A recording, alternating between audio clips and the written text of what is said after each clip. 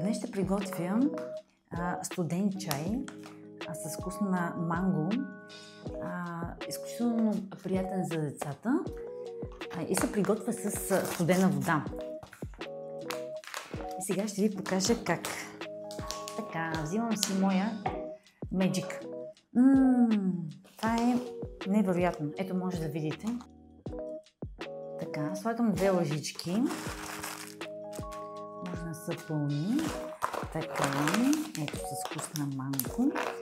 Така, слагам си студена вода. Използвам нашия Magic уред, с който бързо и лесно си подготвям моите любими чайни напитки.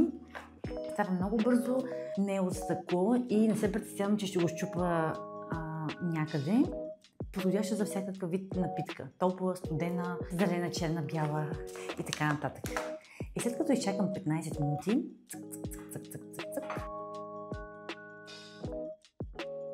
децата го обожават този чай. И след като сме изчакали нашите 15 минути, взимаме си чашката и викаме децата. Иванчо, заповядай за чашка чай.